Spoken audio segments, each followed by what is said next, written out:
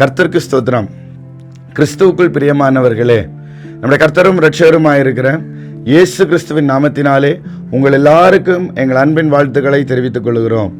சத்தியத்தை அறிவோம் என்னும் இந்த தொடரின் மூலம் உங்கள் எல்லாரையும் சந்திப்பதில் மிக்க மகிழ்ச்சி. இந்த நாளிலும் தேவ சமூகத்தை விட்டு தள்ளுண்டு போகாதே என தலைப்பிலே தியானிக்கவிருக்கிறோம்.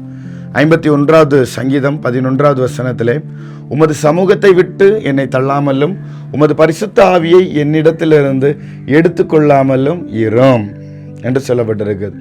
இந்த உலகத்தில் ஒரு மனிதன் இழக்கக்கூடிய மிகப்பெரிய ஆசீர்வாதம் என்ன தெரியுமா? அது வேறொன்றுமல்ல, கர்த்தருடைய சமூகமே. இதை நாம் தாவீதின் வாழ்க்கையில் தெளிவாக காண்கிறோம்.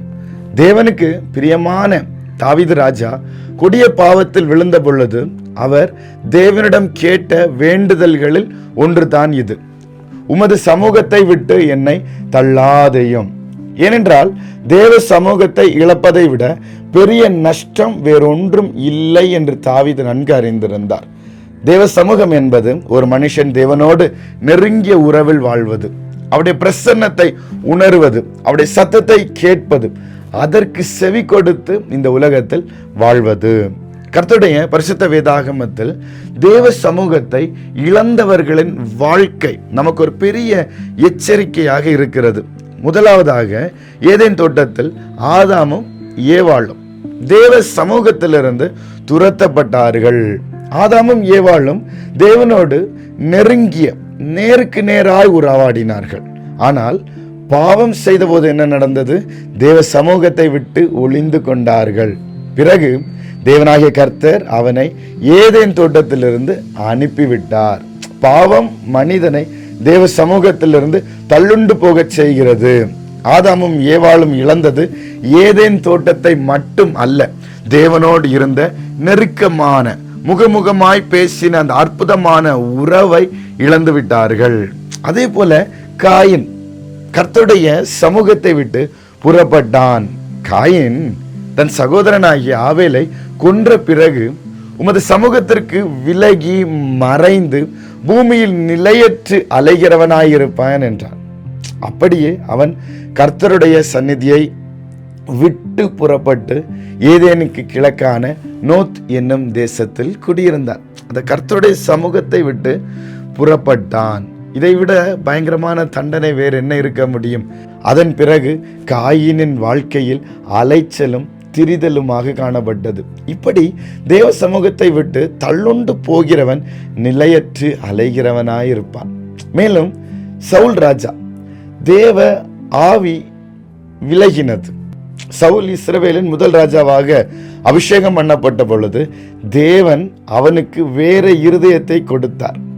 தேவனுடைய ஆவி அவன் மேல் வல்லமையாய் இறங்கினார். ஆனால் கீழ்ப்படியாமையினால் என்ன நடந்தது? கர்த்தருடைய ஆவி சவுலை விட்டு நீங்கினார். கர்த்தரால் அனுப்பப்பட்ட வேறு பொல்லாத ஆவி அவனை கலங்க பண்ணிற்று என்று வாசிக்கிறோம். எவ்வளவு பயங்கரமான மாற்றம்! தேவ ஆவி விலகிய இடத்தை பொல்லாத ஆவி நிரப்பிற்று. தேவ சமூகம் விலகும் பொழுது சத்துரு அந்த இடத்தை பிடிக்கிறான். எல்லாவற்றையும் விட பயங்கரமானது சிம்சோனின் வாழ்க்கை.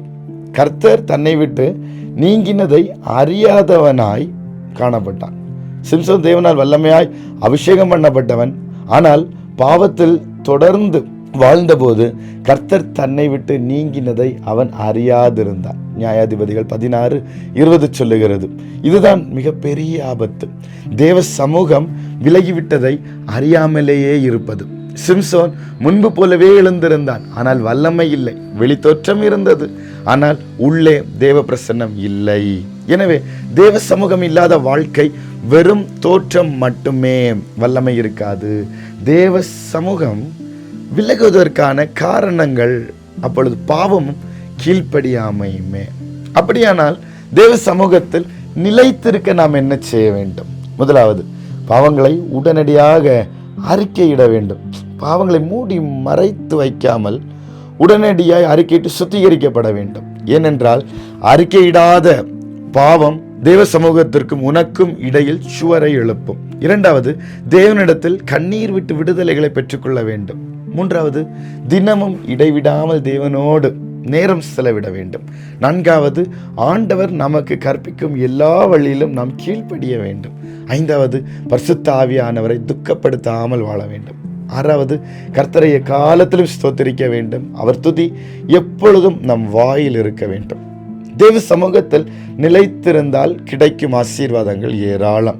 தேவ சமூகம் நம்மோடு இருக்கும் பொழுது வழிநடத்தல் உண்டு, பலன் உண்டு, சமாதானம் உண்டு, பாதுகாப்பு உண்டு, வெற்றி உண்டு.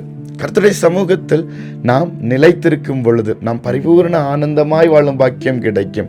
இளைப்பாரி எந்த கவலையும் இல்லாமல் வாழும் பாக்கியம் கிடைக்கும். ஏனென்றால் கர்த்தருடைய சமூகம் எப்பொழுதும் நமக்கு முன்பாக செல்லும். மரண இருளின் பள்ளத்தாக்கிலே நடந்தாலும் பொல்லாப்புக்கு பயப்படாத பாக்கியம் கிடைக்கும். ஏனென்றால் தேவன் நம்மோடு கூட இருக்கிறார். கடைசியாக அவருடைய 2வது வருகையில் அவரோடு கூட எடுத்துக்கொள்ளப்படும் அந்த மகா மகிமையான பாக்கியமும் நமக்கு கிடைக்கும். ஆனால் தேவ சமூகம் விலகும் போது எல்லாமே இழந்துவிடும். ஆகவே பிரியமானவர்களே, இன்று உங்களை நீங்களே ஆராய்ந்து பாருங்கள். தேவ சமூகத்தின் ஆனந்த பாக்கியத்தை நீ இன்று அனுபவிக்கிறாயா? அல்லது சிம்சோனை போல தேவ சமூகம் விலகிவிட்டதை அறியாமல் இருக்கிறாயா? உன்னையும் தேவனையும் பிரிக்கிற பாவ சுவர் ஏதாவது இருக்கிறதா? பிரியமானவர்களே, மோசே சொன்னது போல நாம் சொல்லுவோம், உம்முடைய சமூகம் என்னோடு கூட வராவிட்டால் எங்களை இவ்விடத்திலிருந்து கொண்டு போகாதேயும் என்பதாக. எல்லாவற்றையும் இழந்தாலும் பரவாயில்லை, தேவ சமூகத்தை மட்டும் இழந்து விடாதே. ஆகவே இன்றே தேவனிடம் திரும்பு, பாவத்தை அறிக்கையிடு, தேவ சமூகத்தில் தரித்து அவருடைய பிரசன்னத்தை விட்டு ஒருபோதும் விலகாதே. கர்த்தர் தாமே தம்முடைய மகிமையின் பிரசன்னத்தினால் நம்மை நிரப்பி அந்த சமூகம் நம்மை ஒருபோதும் விட்டு விலகாதபடி காத்துக்கொள்வாராக. ஆமேன்.